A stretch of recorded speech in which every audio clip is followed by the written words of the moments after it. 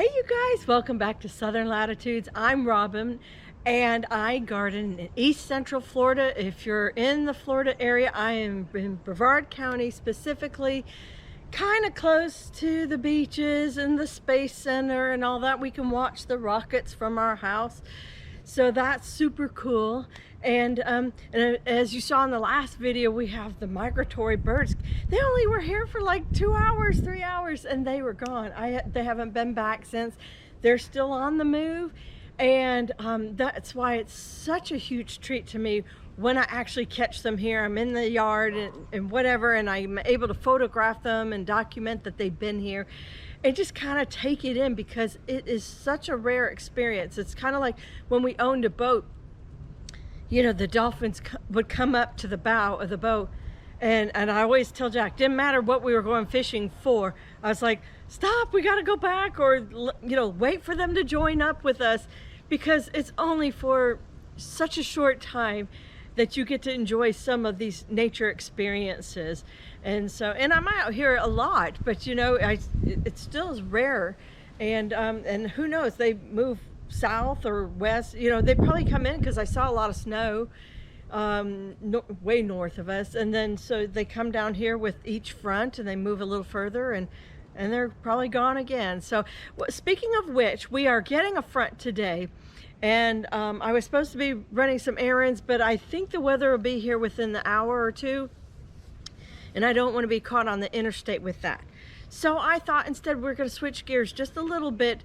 I was thinking to myself, I really need to put fertilizer down back on the onions again. It's like time again, and on some of the other things. And then that reminded me of, I asked you guys in the community page if you had any questions for me, because sometimes I accidentally skip important details, and a lot of you are good asking me right in the bottom of each video in the comment section. But you know, perhaps you guys don't always have the opportunity to go there. If you're like me, you may be watching YouTube from your couch on your TVs, and so you don't always have the comment box, you know, to write in. So anyhow, that was an opportunity, and I had two people go ahead and write me back in that comment area. So I would like to address those in this video today. First question comes from Florida 882. Thank you for your question. How do you keep your dog out of the garden, and also squirrels? Well, as you can see, if you stick around here long enough, subscribe, like, and watch most all the videos of whatever entertains you, you will see Buddy is out here with me. Mostly I come out in the morning because of him. He's got to do his morning constitution, you know. So I look over the garden. I think about, what can I make a video of? What do I need to plant? What do I need to harvest even? All those things. And you know, most of the time Buddy and my chihuahuas, now my chihuahuas never did actually do a lot of damage. Buddy's the one that does the most damage. So you know, it happens, and I have just decided that instead of being really mad about it, once in a while I'll go, you know, but other than that, I don't. This is Buddy's yard too, and I try to find positive ways to fix it so we can live agreeably in the same space. As for squirrels, or I just reseed, you know, you got sometimes just got to replant and try not to invest too much thought into what happens, and just move on. So then there's squirrels you asked about. So for the most part, the squirrels prefer things like in the food forest. They prefer these fences as highways. So they'll go from this oak to that oak, or across to this oak, and then from there they go down the front fence to the power pole, and from there they go across the street through the power lines, and then they go to my neighbors. So the squirrels, I will tell you, seem to be territorial. So there might be a family in this oak, and then there might be there used to be a family in this oak, and then there was family across the street. Well, when we got rid of the squirrels in this oak, because they were usually when they destroy, sometimes they'll eat young plants. Very rarely is that the worst case scenario. A lot of times they love to bury their nuts. I don't know what's producing nuts, but they always have something. Maybe they get it from the neighbors, because I have a lot of neighbors with bird feeders and squirrel feeders too. So they come through and they'll say soft dirt up front, you know, so they'll dig and put it in there, and in the process they're totally disturbing seeds, you know, something like that.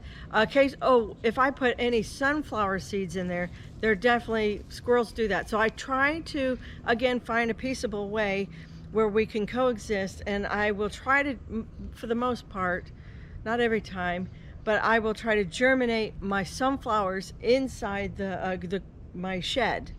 And just until they get up, they break the seed open and they're greenery. Then it's less temptation for the squirrels.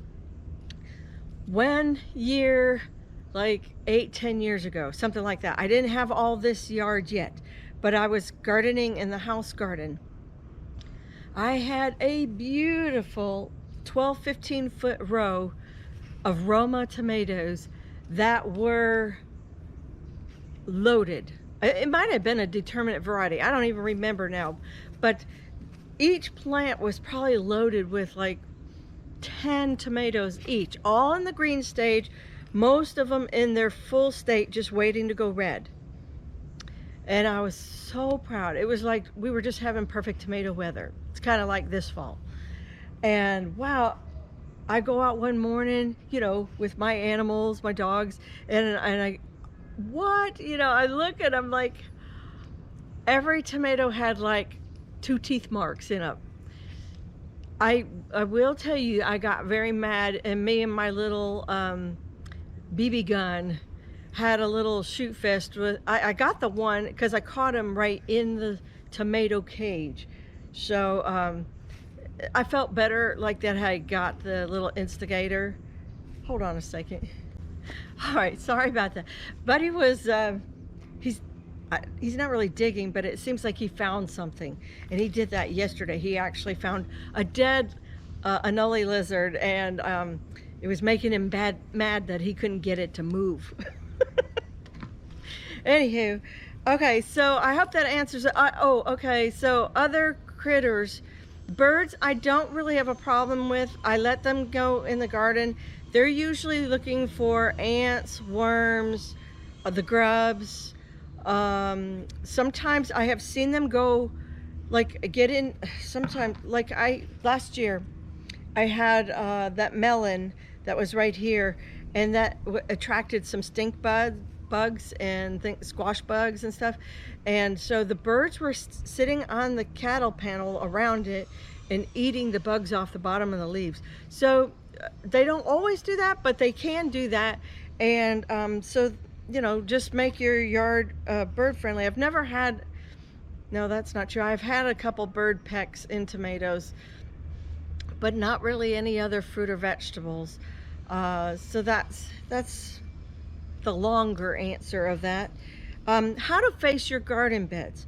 Okay, so I have thought long and hard about this answer in order to give you the best answer. And so my conclusion is that there is no right or wrong on if you should go vertical, horizontal with the way, we'll say your bed is here or here, you know, your garden bed. And the sun rises in the east and well, for you guys, I'll do the east and the west. Well, if you have your bed this way and your rows, you know, going like that, the sun rises in the east and the west, there's really not a whole lot of difference between that and this, really, when you think about it, okay? So if you have plants about the same size, roughly, nobody's really shading each other out, it really, to me, that isn't a big problem. So now the problem is when you have lettuce that is this high and you have tomatoes that are this high, or okra that's that high, you know. So this is one thing to be very mindful for.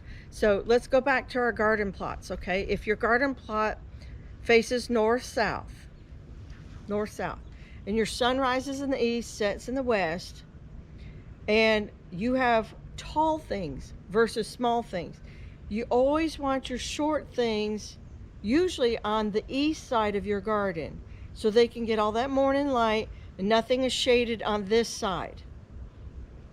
So if you put cattle panels, like I have a whole bunch of cattle panels, you know, put them more on what I'm going to say is the back side or on the edges. So the sun come up, and then, you know, say I have tomatoes right here or okra right here, then they're getting the most of the heat, and then this shorter stuff can be shaded during the hottest part of the day, like your I don't know where you're growing, but well, you said Florida is in your name, so you're probably not going to grow lettuce in the summer, but say beans or something else like that, something a little shorter. Maybe you got peppers, you know, keep those in your morning sunlight, and then the tallest things on the western side.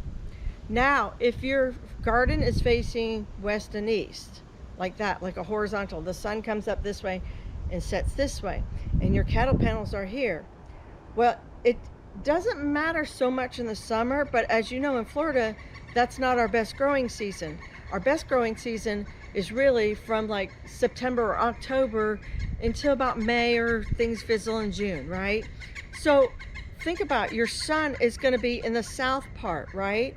So the sun lowers in the sky, so you do not, as the sun comes up, instead of being up here, it's going to be really low in the sky down here. Okay, does that make good visual sense? So you want your tall things up in the north side of your garden and the shorter things in the south side. That should be fairly common sense, but not always to new gardeners. So it does make a big difference. Let me tell you, I have I'll see if I can find footage or pictures, and I'll throw them up here. I one time put 3 cattle panels right in the middle of the house garden, which is in this scenario of this. And I purposely did it knowing that my Brussels sprouts were going to be in the back. And my thought process was that as it warms up in the spring, and the Brussels are very slow growers, slow to mature, and they just have a long days to maturity in harvest. I thought by the time it starts getting hot, the tomatoes are there giving them shade, and so we're just finishing out the Brussels part of the plant. But and that was a great thought. I mean, it seemed like it should have worked, but when I took my theory and put it into practice, the tomatoes outgrew the Brussels before the Brussels could grow and put the greenery on first. And so it stunted my Brussels very low, and then the tomatoes got everything. The Brussels never really produced the fruit or vegetable, you know, the little Brussels sprouts that they should have. They put some on, but they didn't go into full maturity like they should have. So be very mindful for that. You know, keep in mind the rate at which things grow, and that you'll get shade. Maybe you want that, maybe you don't. I don't know your garden scenario. Also water access. You know, as you can see, I have gardens with all different, let's see, 3 of mine go east to west, and 1 of them goes north to south. And that's really just based on water access. So you got to do what you got to do, right? So just plant according to how the sun tracks, you know, and not creating shade or a problem like that for yourself. So here's question number 2, and it comes from AVT Speech. What organic fertilizers are best for garlic and onions? Okay, that's the first question. It's a 2-part question. So for garlic and onions and leeks, they're in the same category. I use ammonium sulfate. You can use Chilean nitrate, I think it is, but this is the one I've been stuck on since I've learned about it. So of course, a lot of my education came from Haas Tools people and Hollis and Nancy's Homestead. So, and I don't know if he was using this brand. I'm not sure exactly what Hollis was using as his fertilizer, but once I got my timing right and started early. That's why we start with the onion party in August every year, because it's the longest, slow and growing.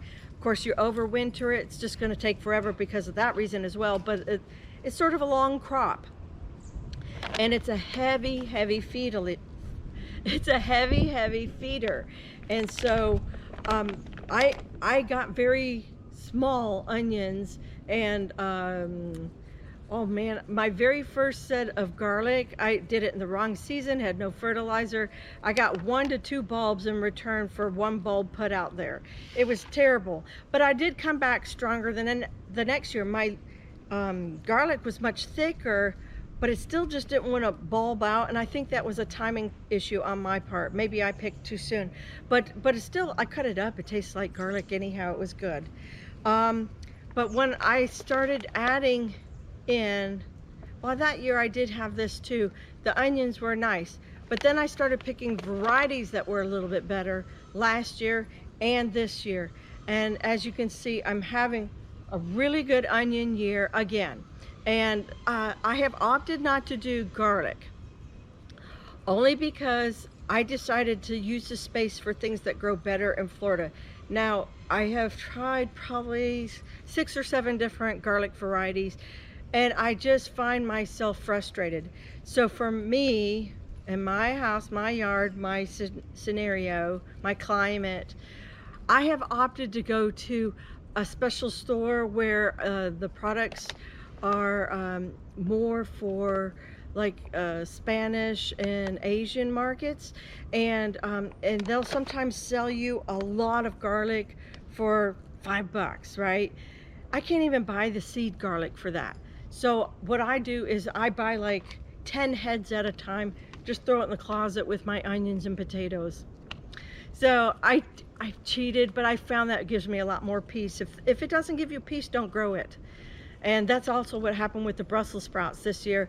I have gone through 3 different varieties of Brussels sprouts, and I've decided that's it, I'm over it. I'll just buy me a couple gallon baggies, you know, and be done with it, because the space is better used for like things like greens and lettuces and onions. I wanted more onions. My onion supply, you didn't ask this question, but my onion supply that I picked in May is, I still have it. I'm still using those onions. There's some of them are starting to get a little soft, but I'm still really pleased at how many months I've gone just in that short little half bed that we did on the backside of Salsa Garden. Essentially, I used a quarter of this garden, and I'm still eating onions. So that's why we expanded a little bit this year and went the full length of this garden. So anyhow, this is what I do use. I just wanted to interrupt the video real quick to add this information. So ammonium sulfate is 2100, which means it has 21% nitrogen, as you can see here. This is the type of nitrogen. It does add sulfur, which you know, that's up to you if you want to use that or not. A 10-pound bag lasts me for the whole entire fall, and I just put down the very last of it, as you can see, and it should take me 3 weeks, which is into the new year, and then we're done. We usually do not fertilize once we get to the new year, and let me show you why. Here's my 1015Y. You see this? It's already beginning to bulb right here and right here. None of the rest are. This patch just seems to be extra happy with the fertilizer. But you see, once we start getting into the new year, the bulbs will start growing. This right now is a vegetative stage. We try to get as many of these leaves on as possible, because each leaf creates a layer of onion. And so that's why it's important to heavy feed at this stage. And then once we get to the bulb growth, we do not fertilize anymore. So I'm done with my fertilizer. It was a pricey investment, but we're done. For garlic and onions. And for everybody else that's just wondering about other things, for fruit trees, I use 10-10-10 or 6-6-6, and I'm on a 3-time-a-year schedule. For babies, I use, and it can be any brand. This is just, honestly, I couldn't get my hands on organic the last time I bought, so this was the only thing I could find. So blood meal, bone meal, put that in with your little seedlings as they're starting to grow. Maybe you up pot them, do that. I have actually put this in the hole. You see a lot of YouTubers put it in the hole, a handful of this, blood meal, bone meal, maybe phosphorus, maybe potash, depending on what they're growing. But I have found that when I do it that way, I might have a raccoon. I might have my chihuahua, one of my chihuahuas absolutely could smell the blood meal. And he was digging up right behind me. So I had to stop that practice. I could probably get away with it again now with just Buddy, because he's not that interested in the garden unless I'm in the garden. I don't actually do a lot of fertilizing throughout the growing season. What I do is I prepare the beds as naturally as possible. I use old chicken poo and shavings. I use my bunny poo and shavings. That's a weekly supply. The chickens I don't do as often because it's very inconvenient in that coop. We have this new coop going in between Christmas and New Year's. It will be finished. We have already planned that out. I'm very excited to say that. That is my Christmas gift from Jack, because I'm done with waiting. I've been a patient wife. And so anyhow, my point is I have a much better system with this new coop where I'll be able to get weekly chicken poo, or however often it needs it.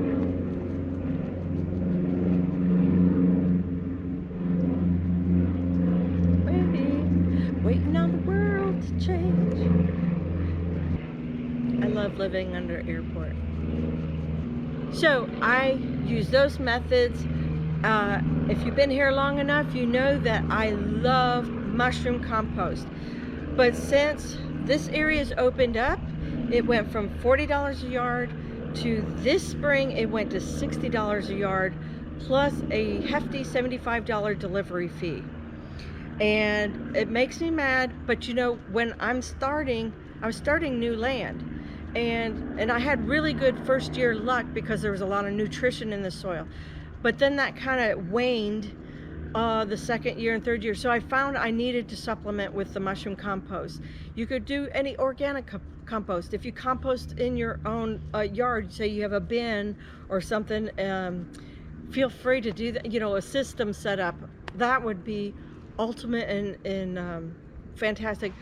But I have made the peace with my husband, and he's not a big fan of the at the house composting system. He would rather he would rather pay to have somebody bring it in and just pull in the gates, drop it off, and leave. That brings him peace, and so I do it that way to keep the peace. It's not really better than one way or another. And then in here, sometimes as I'm setting up a garden, and I'm doing like mild cultivating or tilling, just to clear out weeds or something, I will throw down some 666 and then put the irrigation down. And then so it's kind of breaking down while I'm waiting for the next crop to go in. That happens sometimes, probably more often than I want it to, but I try it, I do it. I have actually 666 all the brassicas in the front yard recently. I did it like a month ago, just because I needed to get them up. Well, we were having drought too, but I felt like they just needed that little boost to get them past that stage where they were young and tender and delicious for slugs. I do have that critter problem. I have the raccoons very rarely. If I have a raccoon problem, it's going to be on a papaya, star fruit, a fruit, you know, that's smelling good and ripening, a pineapple. They like the passion fruit also. The squirrels, they might be knocking down the passion fruit. Now that I think about it, sorry, I should have added that with the other question. But anyhow, and I've had squirrels one time on bananas that was back when I was learning bananas, and I was waiting for the whole thing to go yellow, and of course it became a meal for the squirrels. So you had a part 2 to your question. How to grow, AVT Speech asks how to grow more food with lots of tree shade. Okay, so a lot of that is just picking the right things. I put my strawberries over there this year, and they're on the edge that gets more sun. They're on the south facing side. Again, we talked about that with the ways gardens are laid out, but the same is kind of true for food forests. That you have a sunnier side, you have a shadier side, maybe you have an overstory, understory. So plant where, take time to observe your garden and know where there's more sun, more dappled, more shade. There are things that do love shade. There's things that are supposed to like sun, but actually do quite well in shade. The acha acha tree, when I researched it in Australia, it says put it in full sun. Mine hated full sun, so it loves shade. Bananas can go in shade. If you watch any of my food forests, you'll see what's in the shade. I've got my herbs in the shade. I've got the mint, I've got oregano, I've had thyme, I've put green beans in the shade. I've done a little bit of lettuce. I've done beets in the shade the first year. I just don't love beets. That's why you don't see beets in my garden much anymore. If I grow them for my friend. And then I just give them all to her, and it's kind of fun just to see them. The tops are good. What else? I'm trying to think. I might be missing some varieties and things. I did my onion starts one time in the food forest in the dappled light, but then I forgot to water them, so that's not very smart. So I actually do my onion starts in full sun in August, and I know that seems ridiculous, but I think it makes them stronger, and I water them at least once a day, if not twice a day. So if you're going to take a vacation in August, I recommend not doing it or having somebody really dependable come over and water your onions or whatever you got growing at that point, maybe peppers or something. Speaking of peppers, I was just thinking, I've had cayenne peppers growing all last year and earlier this year over here, and they did fantastic in the shade, in the dappled light. So you can grow a lot of food. So everybody, I hope that answered your questions, and I hope that if I left anything out, you'll ask them in the comments below this video, and I'll do my best to clarify. And maybe I'll think of extra stuff and pin it to the top. If anybody else has questions, always feel free to ask me. I'm not a master gardener, and I don't claim to be, a super gardener. I've never been in a permaculture class. I've never done a lot of that, but I am a huge student of YouTube, and of course I have almost 20 years of experience growing things in this county, and I've just, it took several just to even figure out. I was like, oh my goodness, we can grow in the winter here, because I've always been in a temperate climate my whole childhood and adult life up until that point, up until I was about 35 years old. So I just had no idea until I moved to Brevard County, and I realized that we're really subtropical and cool things like that, and it just makes for a whole different gardening scene and scenario. That now there are books out about it, but there used to not be books out about it in the beginning, and you just had to figure this out, and we had no social media platform that everybody could share information. It was just literally, I was gardening by myself because nobody had a hobby like I did, and then of course nobody has a hobby quite as big as like this in my general small circle. So I do my best, because I was in that position of not knowing and not having the information. So I do my best now to reach out and answer questions. This platform is partially a legacy for my future generations to see who their ancestor was, their great grandma, grandma, whatever it is. But it's also for education. I come from a family full of educators, mostly in music, but then I kind of took a spin on it, and I became a homeschool mom. And I've always enjoy teaching kids. I've, you know, taught other people's kids. There's no reason why that can't translate over into the garden and teach you guys. And if I do something wrong, you know, so I'm sure somebody will call me out on it. Last week I was called a moron, so you just got to take it and laugh with it, you know. So roll with the punches, especially with what it was for. It was just kind of because I didn't get right away to the topic. So anyhow, that's okay. Just aim it at me. I'm a big girl, you know. I got big girl panties on today, so. You guys, I think there will be like one more video, and then probably I'll take the Christmas break, and then I'll film as Jack and I, or video, as we go through the building process of the coop. But I don't know that I'll be putting out any videos during that holiday week. So that's my plan. I do plan on seeding, after this front goes through, I'll be seeding a tray of new brassicas. And I want to show you, last week, you guys, I got all sorts of new cool things. I went to a mature food forest in a very senior lady's backyard, and we met at the, you know, at the choir, and we were talking gardening, and she's like, come over, I have stuff for you. I loaded up with all sorts of seeds. I loaded up with seedlings. I got a lot of info. Oh, star fruit, like a bin, massive bin. So cool. So I want to make a video just about that for you guys. So you guys take care. God bless. Love you. Merry Christmas.